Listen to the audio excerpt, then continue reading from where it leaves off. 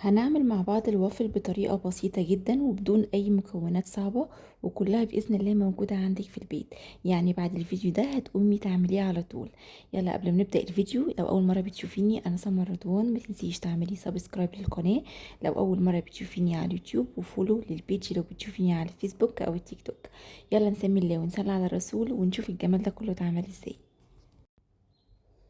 اول حاجه في بوله هنحتاج بيضتين بدرجه حراره المطبخ ونزلت عليهم بكيس فانيليا، نص كوباية لبن بدرجة حرارة المطبخ برضو، كوباية مية، نص كوباية من الزيت.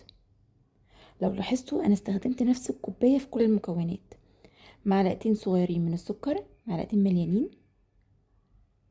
قلبت كل المكونات كويس قوي لحد ما السكر داب تماما وكل المكونات اندمجت كويس مع بعض بالشكل ده. نزلت عليهم بكوبايتين دقيق، بنخلهم بالشكل ده. ادي كده كوباية.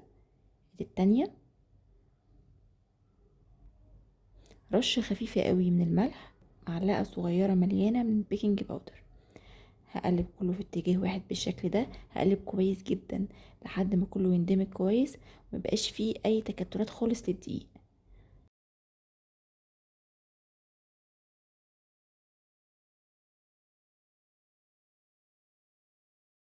هو ده القوام اللي انا عايزاه، بيبقى القوام اخف شويه من عجينه الكيك. انا هنا استخدمت جهاز الوافل. اول ما بتشغليه بتلاقي طبعا اللمبه الحمراء هي اللي قادت فيه، وبتسيبيه لحد ما يسخن. اول ما بيسخن كويس بتلاقي اللمبه الخضراء نورت. بعد كده افتحيه وادهني فرشه خفيفه قوي من الزيت عشان الوافل بس ما يلزقش. كده ابدأي انزلي بالعجينه. يا دوب هنحط بس لحد ما نغطي المربعات. تمام كده، حلو قوي كده.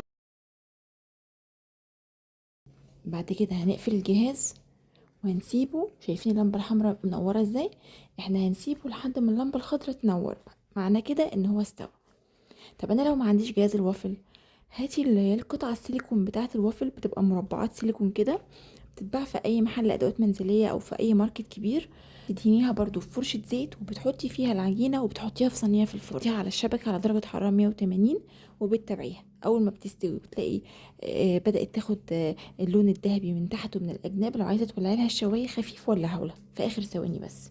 انا هنا كنت اللي بيخلص كنت بطلعه على شبكه او على مصفى لو ما عندكيش شبكه، عشان بس يتهوى لحد ما يبرد، علشان كتمة البخار في الطبق بيخليه يعرق من تحت ويطرى.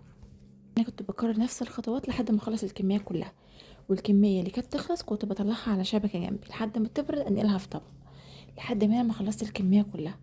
شايفين شكله عامل ازاي؟ نيجي بقى للجناش. اي صوص بتحبيه، صوص فراوله، صوص شوكولاته، لوتس، كراميل، اي صوص بتحبيه. ممكن عسل، ممكن مربى، ممكن سكر بودره، براحتك خالص. انا المقدار السكر اللي انا حطيته في العجينه مطلعها معايا مظبوطه جدا عشان انا عملت حساب الجناش. ممكن تكتفي بالصوصات بس، ممكن تحطي فاكهه على الصوصات، ممكن تحطي مكسرات، براحتك خالص. يعني انا عندي في البيت في جزء بياكلوه ساده، فانا سبت جزء ساده وجزء حطيت عليه صوص شوكولاته وجزء عملته بالعسل. فدي بترجع لك انتي. شايفين شكله عامل ازاي؟ هقول لكم بقى سريعا للبنوتات اللي لسه داخله المطبخ وعايزين يجربوا في مقدار صغير.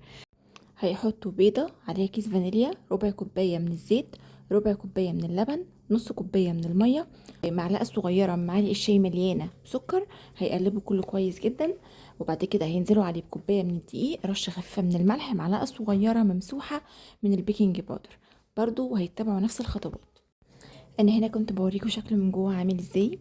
رهيب يا جماعة. متأكدة انك لو جربتيه هينجح معاكي من اول مرة ان شاء الله. وبكده نكون وصلنا لنهاية الفيديو بتاعنا النهاردة. اتمنى وصفتنا تكون عجبتكم، تشاركوها مع كل اللي بتحبوهم، واشوفكم ان شاء الله في فيديوهات تانية كتير بافكار كتير جديدة ان شاء الله تنال اعجابكم. اخيرا ما تنسوش اللايك والشير.